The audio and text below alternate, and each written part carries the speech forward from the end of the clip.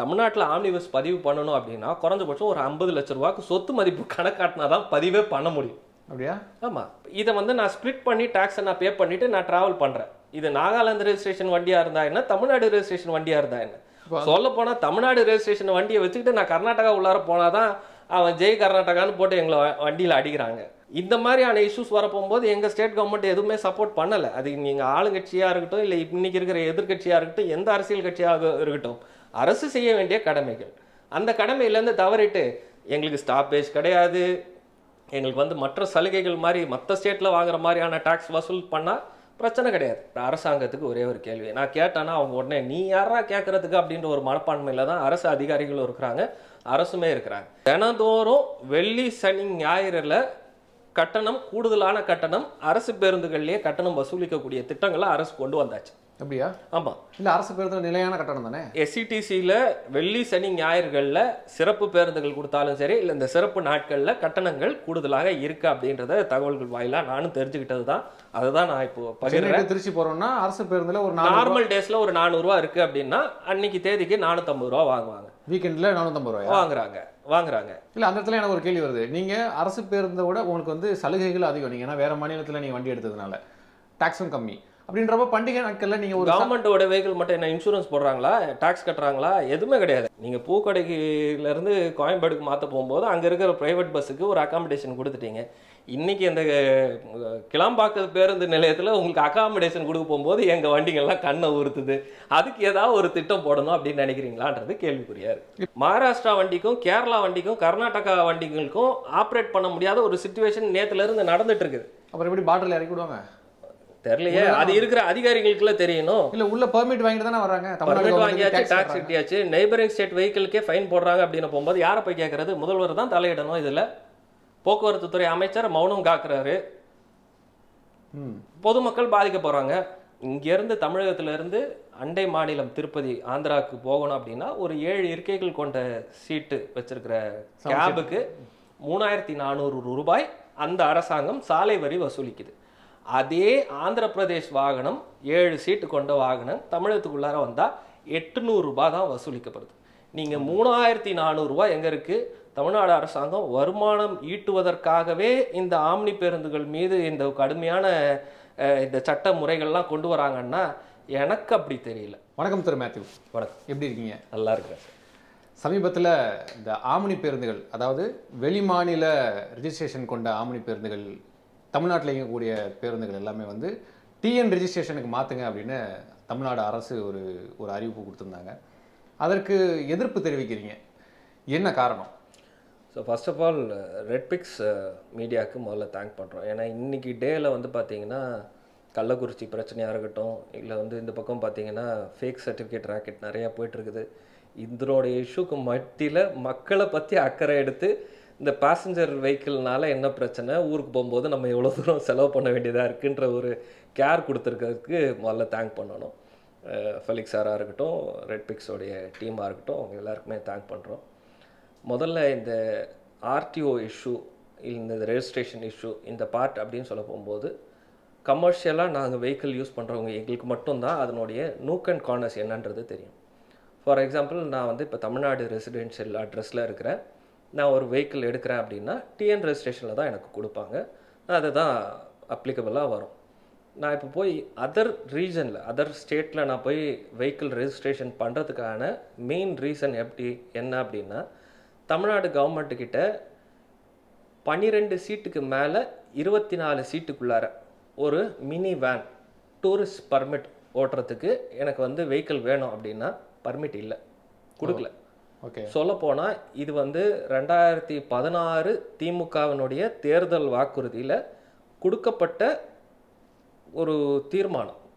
நாங்கள் ஆட்சிக்கு வந்துட்டோன்னா நாங்கள் கொடுத்துருவோம் அப்படின்னு தொழில் செய்பவர்களுக்கு வாய்ப்பு 2016. ஓகே, ஆனால் ஆட்சி இல்லை, அப்போ எடுக்க முடியல. இது வந்து மினி வேனுக்கு 2020 தான் state government of Tamil Nadu seating கெப்பாசிட்டிக்கான பர்மிட்டையும் சீட்டிங் பர்த்துக்கான கெப்பாசிட்டிக்கான பர்மிட்டையுமே கவர்மெண்ட் இஷ்யூ பண்ணுறாங்க.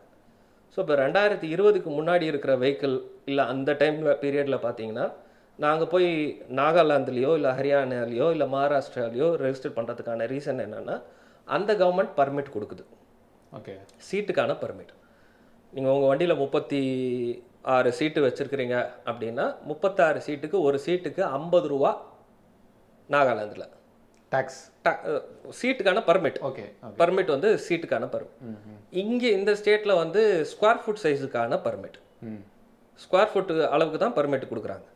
ஸோ இந்த பர்மிட் கொடுக்க போகும்போது அந்த கவர்மெண்ட்டு உடைய ரெசிடென்ஷியல் ப்ரூஃபில் நாங்கள் வந்து ரெஜிஸ்டர் பண்ணுறோம். All India permit, all India டேக்ஸை கட்டுறோம்.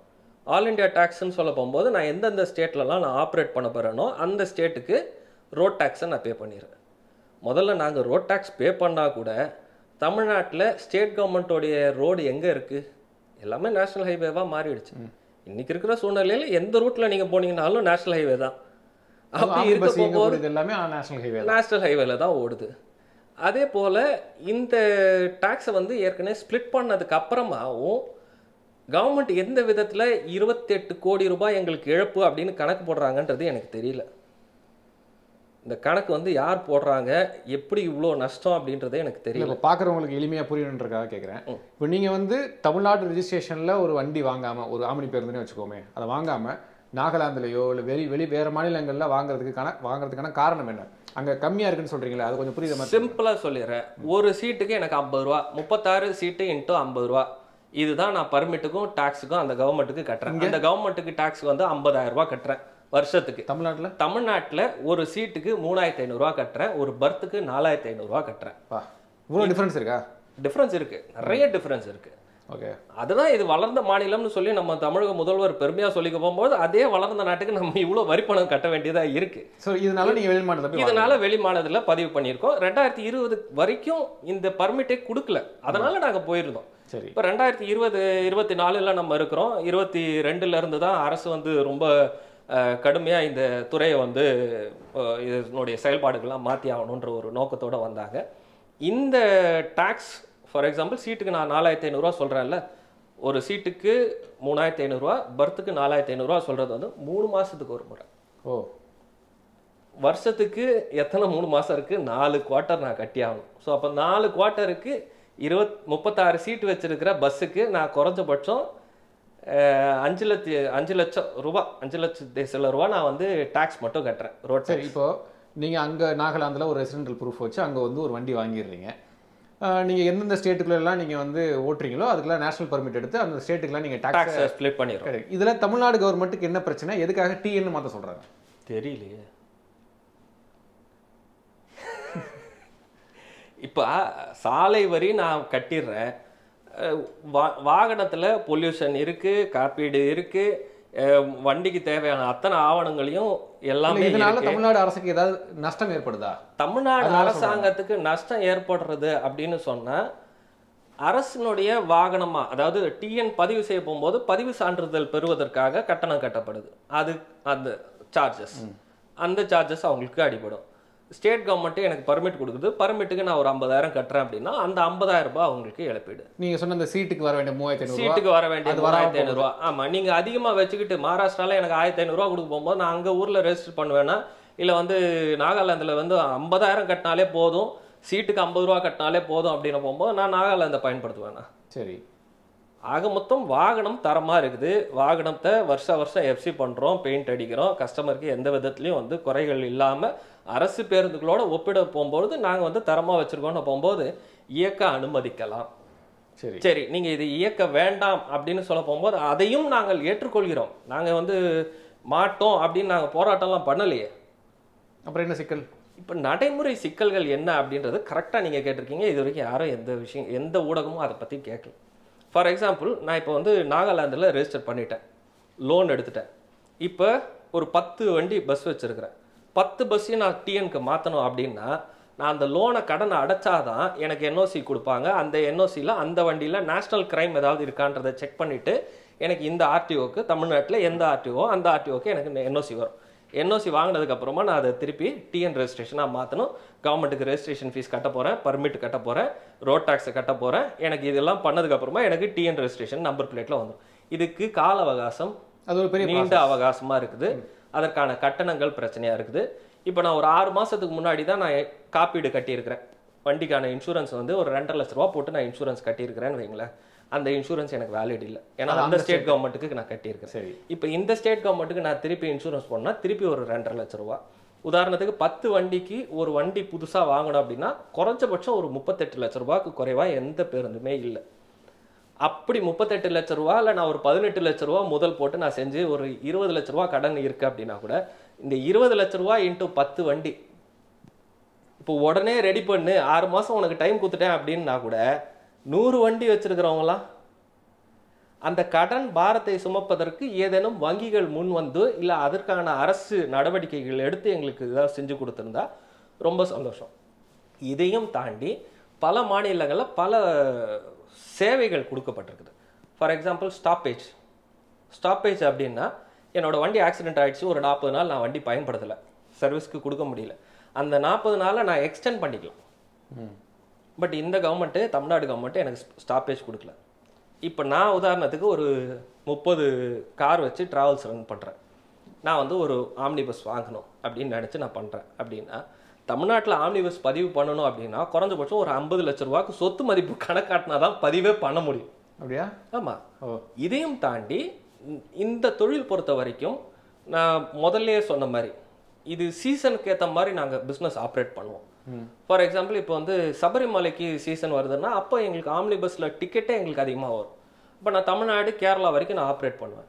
இப்போ கர்நாடகாவில் ஒரு பண்டிகை தினம் வந்திருக்கு, இல்லை ஆந்திராவில் ஒரு பண்டிகை நாட்கள் வருது அப்படின்னா தமிழ்நாட்டில் எனக்கு அந்த நேரத்தில் இங்கே ஓட்டினா எனக்கு வருமானம் கிடையாது, ட்ரையாக இருக்கும். வெறும் ஒரு 8 சீட்டு 10 சீட்டு எனக்கு டிக்கெட் ஃபுல்லாகிற இடத்துல நான் 10 பஸ் அதை போட்டு 10 பஸ்லையும் 10 டிக்கெட்டை நான் ஆப்ரேட் பண்ணுறதுக்கு ஒரு 8 பஸ் அந்த பக்கம் ஆந்திராவுக்கும் 4 பஸ் இந்த பக்கம் கர்நாடகாவுக்கும் அனுப்புவேன். அப்போ எனக்கு அந்த சைட்லேயும் டேக்ஸ் கட்டணும், இந்த சைட்லேயும் டேக்ஸ் கட்டணும். எனக்கு எந்த இடத்துல எனக்கு பிஸ்னஸ் ஃப்ளோவாக கிடைக்குதோ அந்த இடத்துக்கு நான் ஆப்ரேட் பண்ணிப்பேன். சரி, அதே மாதிரி எல்லா ஆப்ரேட்டர்ஸுமே தமிழ்நாடுக்குள்ளார மட்டும்தான் ஆப்ரேட் பண்ணுறாங்கன்றது கிடையாது. ஃபார் எக்ஸாம்பிள் பாண்டிச்சேரியிலேருந்து ஸ்டார்ட் பண்ணோன்னா கோவா வரைக்கும் ட்ரிப் இருக்குது, கோவா வரைக்கும் டிக்கெட் எங்களுக்கு இருக்குது. ஸோ அப்போ நான் ஸ்டார்டிங் ஃப்ரம் பாண்டிச்சேரி, தமிழ்நாடு, கர்நாடகா, கோவா இதை வந்து நான் ஸ்ப்ளிட் பண்ணி டேக்ஸை நான் பே பண்ணிவிட்டு நான் ட்ராவல் பண்ணுறேன். இது நாகாலாந்து ரெஜிஸ்ட்ரேஷன் வண்டியாக இருந்தா என்ன, தமிழ்நாடு ரெஜிஸ்ட்ரேஷன் வண்டியாக இருந்தா என்ன. சொல்ல போனால் தமிழ்நாடு ரெஜிஸ்ட்ரேஷன் வண்டியை வச்சுக்கிட்டு நான் கர்நாடகா உள்ளார போனால் தான் அவன் ஜெய் கர்நாடகான்னு போட்டு எங்களை வண்டியில் அடிக்கிறாங்க. இந்த மாதிரியான இஷ்யூஸ் வரப்போகும்போது எங்கள் ஸ்டேட் கவர்மெண்ட் எதுவுமே சப்போர்ட் பண்ணலை. அது நீங்கள் ஆளுங்கட்சியாக இருக்கட்டும், இல்லை இன்றைக்கி இருக்கிற எதிர்கட்சியாக இருக்கட்டும், எந்த அரசியல் கட்சியாக இருக்கட்டும், அரசு செய்ய வேண்டிய கடமைகள், அந்த கடமையிலேருந்து தவறிட்டு எங்களுக்கு ஸ்டாப்பேஜ் கிடையாது, எங்களுக்கு வந்து மற்ற சலுகைகள் மாதிரி மற்ற ஸ்டேட்டில் வாங்குற மாதிரியான டாக்ஸ் வசூல் பண்ணால் பிரச்சனை கிடையாது. கட்டணங்கள் குறைவாக இருக்க போகும்போது எங்களால் தாராளமாக தமிழ்நாடு அரசு தரப்புலேருந்து ஒரு கேள்வி கேட்குறேனே. இப்போ நீங்கள் போய் வேறு மாநிலத்தில் வந்து கம்மியான டாக்ஸில் நீங்கள் ஒரு வண்டி வாங்கிட்டு வந்து என் ஸ்டேட்டுக்குள்ளே ஓட்டும் பொழுது எனக்கான வருமானம் கம்மியாகுது இல்லை அப்படின்றதான அரசனுடைய வாதம். சார், நான் அதே கேள்வியை நான் திருப்பி கேட்குறேன் சார். அரசாங்கத்துக்கு ஒரே ஒரு கேள்வி நான் கேட்டேன்னா அவங்க உடனே நீ யாரா கேட்குறதுக்கு அப்படின்ற ஒரு மனப்பான்மையில் தான் அரசு அதிகாரிகளும் இருக்கிறாங்க, அரசுமே இருக்கிறாங்க. நீங்கள் இன்றைக்கி இந்த சொல்யூஷன் கொண்டு வரதுனால மக்களுக்கு பிரச்சனை தீரப்போதான்னா இல்லை, கரெக்டுங்களா? பண்டிகை நாட்கள் வந்ததுன்னா கட்டண கொள்ளை, கட்டண பிரச்சனை அப்படின்னு எங்களை குறை தான் சொல்ல போறீங்க. தினந்தோறும் வெள்ளி சனி ஞாயிறுல கட்டணம், கூடுதலான கட்டணம், அரசு பேருந்துகள்லேயே கட்டணம் வசூலிக்கக்கூடிய திட்டங்களை அரசு கொண்டு வந்தாச்சு. அப்படியா? ஆமாம். இல்லை, அரசு பேருந்து நிலையான கட்டணம் தானே. எஸ்சிடிசியில் வெள்ளி சனி ஞாயிறுகளில் சிறப்பு பேருந்துகள் கொடுத்தாலும் சரி, இல்லை இந்த சிறப்பு நாட்களில் கட்டணங்கள் கூடுதலாக இருக்கு அப்படின்றத தகவல்கள் வாயிலாக நானும் தெரிஞ்சுக்கிட்டது தான். அதை தான் நான் இப்போ பகிர்றேன். திருச்சி போகிறோம்னா அரசு பேருந்தில் ஒரு நார்மல் டேஸில் ஒரு 400 ரூபா இருக்குது அப்படின்னா அன்னைக்கு தேதிக்கு 450 ரூபா வாங்குவாங்க, வீக்கெண்டில் 450 ரூபா வாங்குறாங்க. இது வந்து தகவல்கள் அடிப்படையில் சொல்கிறது. இன்னொன்று, நாங்கள் பண்டிகை நாட்களில் 1000 ரூபாய் வாங்குற இடத்துல 2000 ரூபாய் வசூலிக்கிறோம் அப்படின்னா மீத நாட்களில் அரசு பேருந்து 400 ரூபாய் வசூல் பண்ணுதுன்னா நாங்கள் 200 ரூபாய்க்கு கூட ஓட்டுறோம், எங்களுக்கு டிக்கெட் ஃபில் ஆகிட்டோம், அவ்வளோதான். இல்லை, அந்த இடத்துல எனக்கு ஒரு கேள்வி வருது. நீங்கள் அரசு பேருந்தை விட உங்களுக்கு வந்து சலுகைகள் அதிகம். நீங்கள் ஏன்னா வேறு மாநிலத்தில் நீங்கள் வண்டி எடுத்ததுனால டாக்ஸும் கம்மி அப்படின்றப்ப பண்டிகை நாட்களில் நீங்கள் ஒரு கவர்மெண்ட்டோட வெஹிக்கிள் மட்டும் என்ன இன்சூரன்ஸ் போடுறாங்களா, டாக்ஸ் கட்டுறாங்களா? எதுவுமே கிடையாது. நம்பர் பிளேட் மட்டும்தான், அது வேற பஸ் மட்டும்தான் வருது, அதுக்கு மட்டும் தான் செலவு பண்ணுறாங்க. அதை தாண்டி டாக்ஸ் ஃப்ரீ ஆகும். பண்டிகை நாட்களில் ஏன் நீங்கள் வந்து ஒரு 2000 ரூபாய் வரைக்கும் போறீங்க? சென்னை டு திருச்சி எடுத்துக்கோங்க, டிமாண்ட் இருக்குது. அதுதான் சொல்கிறேன். இன்னைக்கு தேதிக்கு சொல்கிறேன். இன்னைக்கு தேதிக்கு தமிழ்நாடு பதிவெண் அல்லாத மீத இருக்கக்கூடிய வாகனங்கள் சாலைகளில் இல்லை. இன்னைக்கு இருக்கக்கூடிய டிமாண்ட் வந்து குறைஞ்சபட்சம் ஒரு 500 பேருந்து இவங்க சொல்கிறாங்களா கணக்கு, அந்த 500 பேருந்தில் குறைஞ்சபட்சம் ஒரு 36 சீட்டு, 36 × 500 கணக்கு போட்டுக்கோங்க, ஒரு 30,000க்கு மேலே போகும்.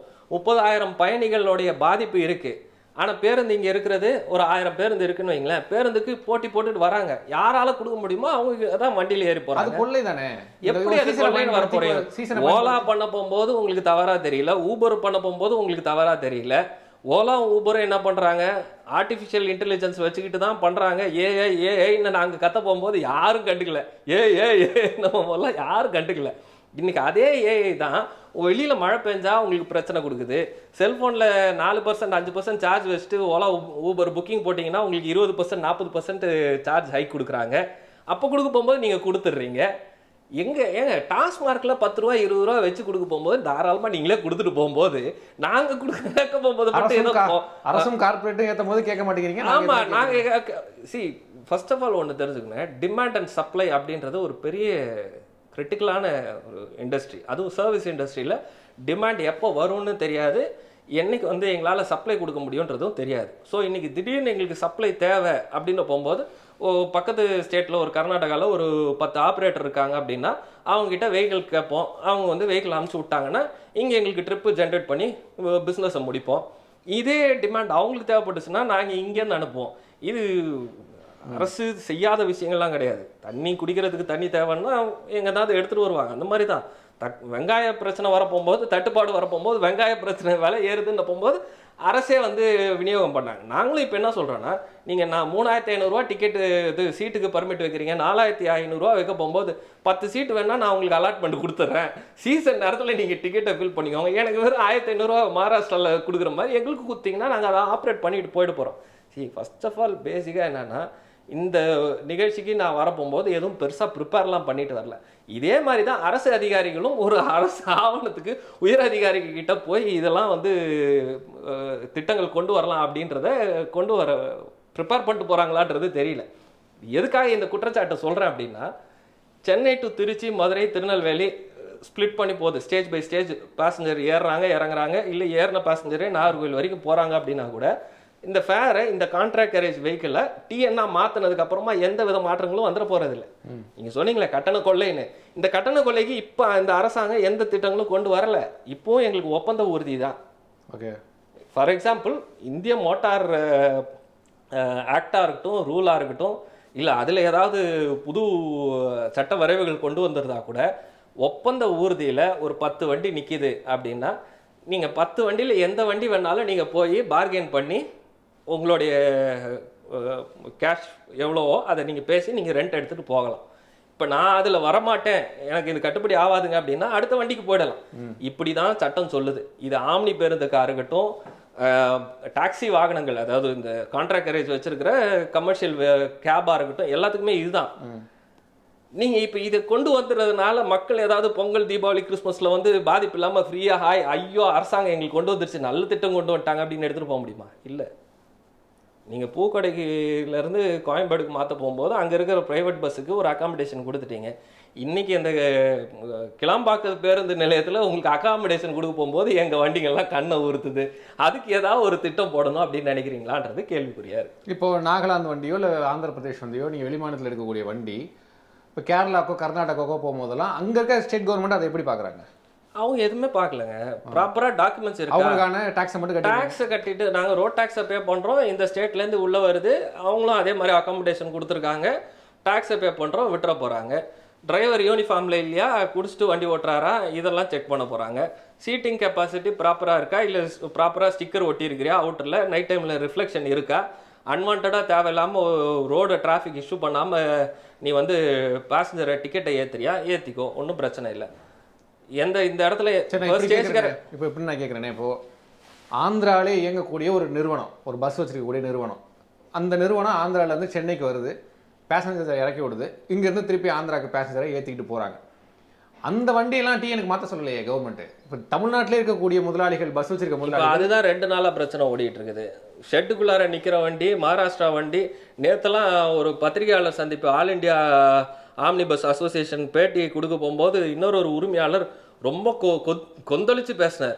இப்போ பிரச்சனை என்னன்னா நாகாலாந்தோ ஹரியானாவோ இல்லை, இங்கே இருக்கிற பல அதிகாரிகள் என்ன நினைக்கிறாங்கன்னா அதர் ஸ்டேட் ரெஜிஸ்ட்ரேஷன் வெஹிக்கிள் வந்து தமிழ்நாட்டில் நாட் அலவுடுன்னு சொல்லி மகாராஷ்டிரா வண்டிக்கும் கேரளா வண்டிக்கும் கர்நாடகா வண்டிகளுக்கும் ஆப்ரேட் பண்ண முடியாத ஒரு சுச்சுவேஷன் நேற்றுலேருந்து நடந்துட்டு இருக்குது. அப்புறம் எப்படி பார்டரில் இறக்கி விடுவாங்க தெரியலையே, அது இருக்கிற அதிகாரிகளுக்குள்ள தெரியணும். இல்லை உள்ள பெர்மிட் வாங்கிட்டு தானே வராங்க, பெர்மிட் வாங்கியாச்சு, டாக்ஸ் கட்டியாச்சு, நெய்பரிங் ஸ்டேட் வெஹிக்கிளுக்கே ஃபைன் போடுறாங்க அப்படின்னு போகும்போது யாரை போய் கேட்கறது? முதல்வர் தான் தலையிடணும். இதில் போக்குவரத்து துறை அமைச்சர் மௌனம் காக்குறாரு, பொதுமக்கள் பாதிக்க போறாங்க. இப்போ வெளிமாநில நீங்க பேசிக்கிட்டே இருக்க போறீங்க, நானும் 10 நாளா தொலைச்சி எல்லா ஊடகத்துக்கும் போய் உட்காந்து பேசிட்டு இருக்க போறேன். இதுதான் நடக்க போகுது. வெளிமாநிலத்தை சேர்ந்த பிரைவேட் கமர்ஷியல் வெஹிக்கிள்ஸ்லாம் உள்ள வரது இல்லையா? அப்போ பிரச்சனை அதுதான். நேற்று நைட்ல இருந்து ஓடிட்டு இருக்குது. இன்னைக்கு நம்ம பேட்டி எடுக்கிறோம், நாளைக்கு இது பூதாகரமா என்னன்னு சொல்லி ஃபைன் போடுறாங்க. அரசு கொடுத்திருக்கிறது பிற மாநில பதிவெண் கொண்ட வாகனங்கள் தமிழகத்தில் இயக்கக்கூடிய வாகனங்களாக இருக்கும் பட்சத்தில் பதிவெண் மாற்றிக்கோங்க அப்படின்னு. இப்போ நீங்கள் கர்நாடகாவிலேருந்தோ ஆந்திராவிலேருந்தோ இல்லை கேரளாவிலேருந்தோ உள்ளே வர வண்டிகளுக்கெல்லாம் சிக்கல்கள் உருவாயிருக்கு. அரசு சொல்லக்கூடிய வாகனங்கள் 500 சில்லற வாகனங்கள். இங்கே இருக்கக்கூடிய பல வட்டார போக்குவரத்து துறை அதிகாரிகள் ஒரு ஆர்டிஓக்கு மினிமம் 10 வண்டியாவது கணக்காட்டணும்னு டிசியோட இன்ஸ்ட்ரக்ஷன்றதுனால டிரான்ஸ்போர்ட் கமிஷனரோட உத்தரவைக்கு கீழ்ப்படிஞ்சு அவங்க பணி செய்கிறாங்க. இப்போ அந்த ஸ்டேட்டில் இயங்கக்கூடிய ஒரு கம்பெனி அந்த காமன் சென்ஸ் இருக்கா அப்படின்றத நீங்கள் அதிகாரிகிட்ட தான் கேட்கணும், என்கிட்ட கேட்கவே கூடாது. அவங்க உள்ள வந்து விடணும்னா அந்த ஸ்டேட் வண்டி எப்படி எல்லாத்தையும் டீன் மாற்றிட்டு வர முடியுமா? அப்படி தான் சொல்லிட்டேனே, இந்த காமன் சென்ஸ் வந்து அதிகாரிகளுக்கு இருக்கணும். ஓகே, இதை விட கடுமையான சொல் எனக்கு தெரியல. அதிகாரிகள் என்ன நினைக்கிறாங்கன்னா அவர்களுடைய உயர் அதிகாரிகளை திருப்திப்படுத்துவதற்காகவும் மேலிடம் ஐஏஎஸ் அதிகாரி டிரான்ஸ்போர்ட் கமிஷனராக உட்கார்ந்துருக்கிறவர் ஒரு உத்தரவு கொடுத்துருக்காரு. அந்த உத்தரவுக்கு நான் விரைந்து பணி செஞ்சுட்டேன், நைட்டு பாருங்க 12 மணிக்கு நான் வந்து கேஸ் போட்டிருக்கேன் அப்படின்னு கணக்காட்டணுன்றதுக்காக பணி செய்கிறாங்களான்றது தெரியல. உண்மையாலுமே மகாராஷ்டிராவோ இல்லை நாகாலாந்துக்கோ இல்லை வந்து ஹரியானா போன்ற மாநிலங்களுக்கு எங்களுடைய வருமானத்தை கொடுக்கணும்னு எங்களுக்கு அவசியம் இல்லை. அதெல்லாம் ஒன்று நல்லா தெரிஞ்சுக்கணும். எல்லாருக்கும் ஒவ்வொரு மாநிலத்துக்கான ஒரு தேசப்பற்று அப்படின்னு போகும்போது அதே ஒரு மாநிலத்துக்கான அரசு ஏன் வருமானம் எனக்கு வரட்டும், என்னோட அரசுக்கு போகட்டும் அப்படின்றதுல எந்த விதமான மாற்று கருத்துமே இல்லை. அதையும் நாங்கள் ஏற்றுக்கொள்கிறோம். அதே போல் மாநில அரசினுடைய அதிகாரிகள், குறிப்பாக டிரான்ஸ்போர்ட் கமிஷனராக இருக்கட்டும் இல்லை ஹோம் செக்ரட்டரி, ஏன்னா ஹோம் செக்ரட்டரியோட கீழே தான் இதெல்லாம், இந்த டிரான்ஸ்போர்ட்டு ஃபுல்லுமே அவங்களுக்கு கீழே தான் வருது. இங்கே டிரான்ஸ்போர்ட் கமிஷனர் பார்க்கலனாலும் மதிப்புக்கும் மரியாதைக்குரிய நம்மளுடைய மாநிலத்தினுடைய ஹோம் செக்ரட்டரி அக்கறை கொண்டு குறிப்பாக ஆம்னி பேருந்துகளாக இருக்கட்டும் இல்லை பேசஞ்சர் காராக இருக்கட்டும் பர்மிட் கொடுக்குறாங்க. என்ன பர்மிட் கொடுக்குறாங்க, எத்தனை சீட்டுக்கு பர்மிட் கொடுக்குறாங்க, அதுக்கு எவ்வளோ டேக்ஸ் வாங்குகிறோம், கண்ணு தெரியாமல், அதாவது எப்படி விமர்சிக்கிறதுனே எனக்கு தெரியல. அவர்கள் வந்து இங்கேருந்து தமிழகத்திலேருந்து அண்டை மாநிலம் திருப்பதி ஆந்திராவுக்கு போகணும் அப்படின்னா ஒரு 7 இருக்கைகள் கொண்ட சீட்டு வச்சிருக்கிற கேபுக்கு 3400 ரூபாய் அந்த அரசாங்கம் சாலை வரி வசூலிக்குது. அதே ஆந்திர பிரதேஷ் வாகனம் 7 சீட்டு கொண்ட வாகனம் தமிழகத்துக்குள்ளார வந்தால் 800 ரூபாய் தான் வசூலிக்கப்படுது. நீங்கள் 3400 ரூபாய் எங்கே இருக்குது? தமிழ்நாடு அரசாங்கம் வருமானம் ஈட்டுவதற்காகவே இந்த ஆம்னி பேருந்துகள் மீது இந்த கடுமையான இந்த சட்ட முறைகள்லாம் கொண்டு வராங்கன்னா எனக்கு அப்படி தெரியல. வேற என்ன காரணமாக இருக்கும்? அதான் சொல்லிட்டேன்னு, 3400 ரூபா நாங்கள் கட்டுறோம், 800 ரூபா தான் அரசாங்கம் வாங்குது, அதுக்கு மேலே வேற என்ன சொல்ல முடியும்? ஓகே, இல்லை உங்கள்கிட்ட வருமானம் வாங்கணுன்றது காரணமா இல்லை, அது வருமானம் தான் வாங்குறா அப்படின்றத நீங்கள் தான் சொல்லணும். அதை தாண்டி வேற என்ன வாங்குறாங்கன்றத ஒரு வட்டார போக்குவரத்து அலுவலகத்திலையும் நீங்கள் காவல் காத்தீங்கன்னா தெரிஞ்சிடும். இறுதியாக அரசுக்கு நீங்கள் வைக்கக்கூடிய கோரிக்கை என்ன உங்களுடைய சங்கத்தின் சார்பாக? தமிழக அரசு வெகு நாட்களாக கிட்டத்தட்ட 11 ஆண்டு காலம் மேலாக ஒரு ஆட்டோ மீட்டர் கட்டணத்தை நிர்ணயிக்க முடியல. நீதிமன்றம் உத்தரவு கொடுத்த பிறகுமே அதை இன்னும் நடைமுறைப்படுத்தலை. ஒரு ஆர்டிஓ, அதாவது ஒரு ஆர்டிஓ ஒரு ரீஜன், இந்த ரீஜனில் இருக்கிற ஆட்டோ 25 கிலோமீட்டருக்குள்ளாக தான் வாகனங்கள் இயங்கணும். ஆனால் இன்றைக்கி அது ரெகுலேட் பண்ணுறதுக்கு உங்கள்கிட்ட மேன் பவர் இல்லை, என்ஃபோர்ஸ்மெண்ட் ஆஃபீஸர்ஸ் இல்லை, ஆர்டிஓவில் நிறைய ஆர்டிஓவே இல்லை, காலி பணியிடங்கள் இருக்குது. அதே மாதிரி கான்ட்ராக்ட் கேரேஜில் தான் வந்து டாக்ஸிஸ் ரன் ஆகுது. இன்றைக்கி வந்து தமிழ்நாட்டில் ஓலா ஊபர் மாதிரியான டாக்ஸி சர்வீஸ் எடுத்துக்கிட்டோன்னா அவங்களும் இதே ஒப்பந்த ஊர்திகளாக தான் இருக்குது. அவர்களுடைய போக்குவரத்து நெரிசலோ இல்லை வந்து அதற்கான புது பர்மிட் கொடுத்து நவீன முறைகளில் சேவைகள் நிறைய வழங்க வந்துட்டாங்க. நிறைய நிறுவனங்கள் நிறைய சர்வீஸ்க்கு வராங்க, ரெண்டல் சர்வீஸ்லாம் நிறையா வராங்க. ஸோ அப்படி இருக்க போகும்போது அதற்கு ஏற்றாற்போல் திட்டங்கள் கொண்டு வந்து கட்டணங்களை நிர்ணயிப்பது, பொதுமக்களுக்கான சேவைகளை கணிசமாக அவர்கள் புகார் அளிக்கும் தொலைபேசி எண்ணாக இருக்கட்டும், இல்லை இப்போ இந்த ஆம்னி பேருந்துகளை ஸ்டேஜ் கேரேஜ் வாகனங்களாக புதிய பர்மிட் கொடுத்து ஸ்டேட்டுக்குள்ளார ரன் ஆகிற வெஹிக்கிளை வந்து ஆப்ரேட் பண்ணுறதுக்கு அனுமதிச்சிருக்கலாம். அதற்கான கட்டணங்கள் நிர்ணயிக்க போகும்பொழுது மக்களுக்கு இது பலனுள்ள விஷயமாக மாறி இருக்கும். ஆனால் பேருந்து உரிமையாளர்களுக்கும் வாடகை வாகன உரிமையாளர்களுக்கும் அச்சுறுத்தும் விதமாக இது போன்ற ஒரு திட்டங்களை கொண்டு வந்து கொடுத்துட்டு திடீர்னு கொண்டு வந்து மாற்று அப்படின்னா 4 கோடி 5 கோடி கடன் வாங்கி மீள முடியாது. அந்த சிச்சுவேஷனில் இருக்கக்கூடிய பல பெரும் முதலாளிகள் இல்லை ஒன்றும் இல்லை அவ்வளோலாம் வேண்டாம், 1-2 வண்டி வச்சுருக்கிறவங்களாம் எல்லாத்தையும் விற்றுட்டு போகக்கூடிய நிலைமை. வெறும் மோனோப்புள்ளியாக இந்த துறை மாறப்போகும்பொழுது மக்கள் பாதிக்கப்பட போகிறாங்க. அதற்கு தான் நான் முதல்ல சொன்னேன் ரெட்பிக்ஸுக்கு ரொம்ப நன்றின்னு. ஏன்னா இது மோனோப்புள்ளியாக மாறிடும். ஒரு பெரும் முதலாளிக்கு போய் நிற்க போகும்போது பிரச்சனைகள் அதிகமாகும். அதற்கான தொடக்கம் தான்றீங்களா? அதோட தொடக்கம் தான் இது. வேற என்ன, நீங்கள் ஒரு காலத்தில் வந்து கவுன்சிலர்கிட்ட 100 ஆட்டோ இருந்தது, ஒரு இன்ஸ்பெக்டர்கிட்ட ஒரு 40 ஆட்டோ வச்சுருந்தாங்க, வாடகை விட்டு சம்பாரிச்சிருந்தாங்க. இன்னைக்கு தனி மனிதன் கிட்ட போய் ஒரு வண்டியும் போய் சேர போகும்போது உங்களுக்கு ஆட்டோக்கு பிரச்சனை இல்லை. மேலே 10 ரூபா 20 ரூபா 50 ரூபா மீட்டருக்கு மேலே காசு கேட்டால் நீங்கள் அதை நெகோஷியேட் பண்ணிட்டு போயிட்டே இருக்க போகிறீங்க. உங்ககிட்ட 100 ரூபா கேட்குற இடத்துல 5000 ரூபாய் யாரும் கேட்கல. ஆனால் நாளைக்கு இந்த துறைகள் வந்து மோனோப்புள்ளி நிறுவனங்களாக ஓலா ஊபருக்கோ இல்லை ரெட் பஸ்ஸுக்கோ இந்த மாதிரியான முதலாளிகள் 100 பஸ் 500 பஸ் வச்சிருக்கிற முதலாளிகள் மட்டுமே இருக்கக்கூடிய ஒரு துறையாக மாறும் பட்சத்தில் இன்றைக்கு நீங்கள் செலவு பண்ணக்கூடிய 2000 ரூபாய் 1500 ரூபாய் டிக்கெட்டு நாளைக்கு 5000 ரூபாயும் 6000 ரூபாய்க்கு வசூலிக்கப்பட போகுது. அதற்கு நீங்கள் வழிவகை செய்யக்கூடிய ஒரு திட்டமாக தான் இதற்கு பார்க்கப்படுது. பார்க்கலாம். ரொம்ப டீப்பாக நிறைய விஷயங்களை பேசியிருக்கிறீங்க. இது வந்து ஒரு கார்ப்பரேட் மயமாக்கலின் தொடக்கம் தான் இது அப்படின்ற ஒரு பாயிண்ட் தொட்டுருக்கீங்க. அரசு இதை விரைந்து இந்த உங்களுடைய பிரச்சனைகளை கேட்டு நடவடிக்கை எடுக்கும் அப்படின்னு நம்புவோம். மக்களும் பாதிக்கப்படக்கூடாது, உங்களை போன்ற தொழிலாளர்களும் பாதிக்கப்படக்கூடாது. என்ன நடக்குது அப்படின்றதை பொறுத்து வந்து பார்ப்போம். ரொம்ப நன்றி.